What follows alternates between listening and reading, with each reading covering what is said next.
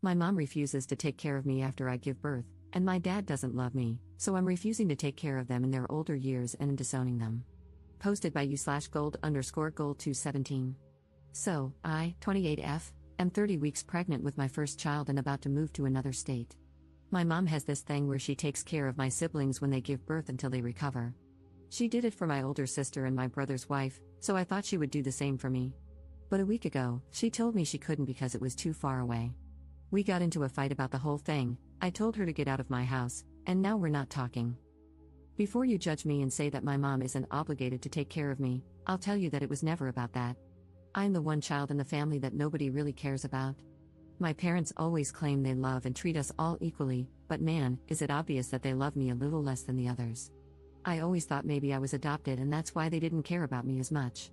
Well, I was wrong because I am 100% theirs. It's always about how my other siblings are doing or how mom and dad are suffering, but it's never about me. It was never about me from the beginning. I am rarely celebrated, even when it's supposed to be my day. My birthdays? Rarely celebrated because mom and dad forgot, or they just threw everything in the house together and called it a birthday. High school graduation party? Nope, my parents had already wasted a lot of money on my big brother's college graduation party, so they couldn't do that, but they would make it up to me. Do you think that ever happened? I'll give you a minute or two. If you guess no, congrats, you guessed right. They shared the wedding expenses for my siblings' weddings, but since my husband came from a good family, they didn't have to share wedding expenses, their words, not mine. I have always been the therapist who listens to my mom and dad's rough days or the one who has to help mom because my older siblings have too much schoolwork or because my younger siblings are too young to do that kind of work.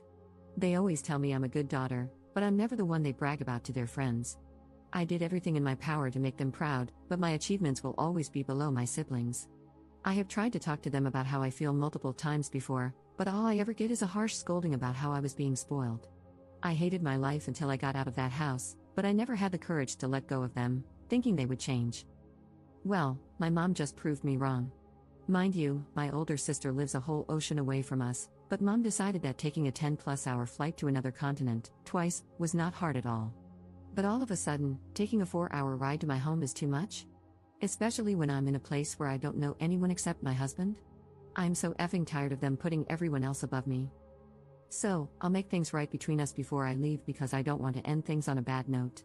But once I get to my new home, I'll just cut all contact. I don't think I have the energy to deal with this crap anymore. Besides, I have my lovely husband with me, so I'll be alright and build myself a new family where I am truly appreciated and loved for who I am. Note, I'm the third out of 5 children. My younger siblings are twins. Notable comments. Commenter. Not the jerk, I know exactly how you feel about being the invisible kid. According to my parents, I was the only planned child, 2-year older brother, 6-year younger sister. Well, I have always been subjected to middle child syndrome, look it up. I have only ever been good enough when they needed money. I have student debt just to keep food on the table and a roof over our heads. Sadly, I cannot go no contact as I need to live with them, not great when you're 38. I cannot afford to live on my own here. Go no contact, or low at first, with your parents, as they do not care about you. Believe it from someone who has been there for 10 years longer than you.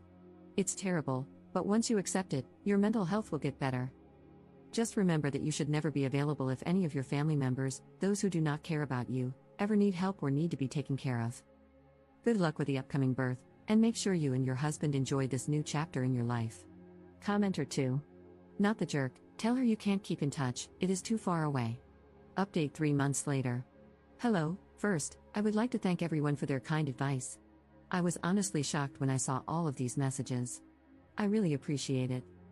A lot has happened since my last post.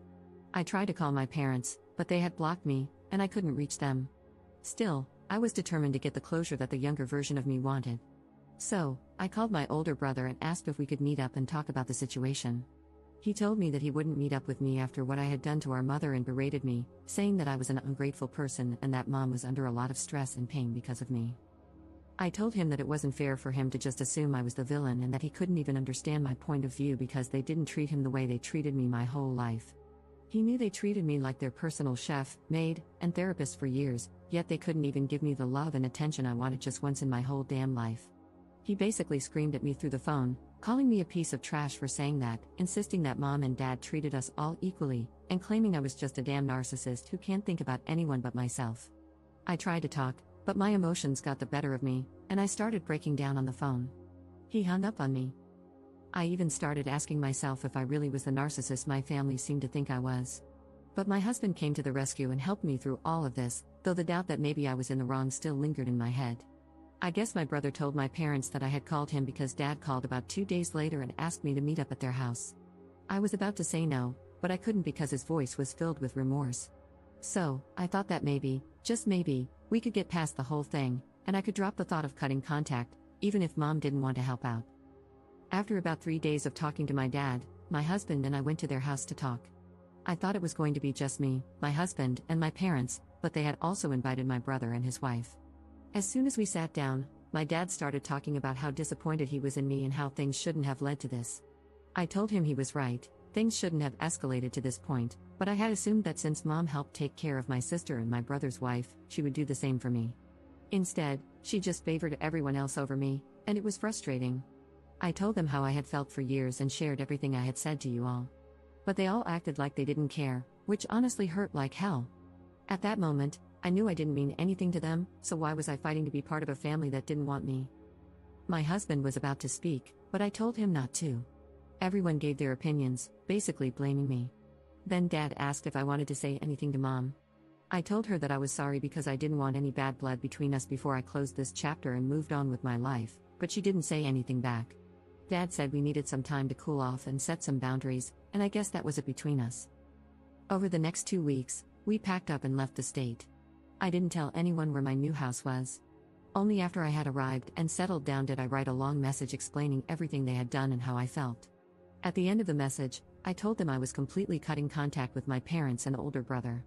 I changed my phone number and blocked all of my family on social media. And you know what? My life has never been this peaceful in a long time. I'm happy with everything, and my baby will arrive any day now. It is honestly stressful, but I love it so much. We even hired a helper around the house, because why not?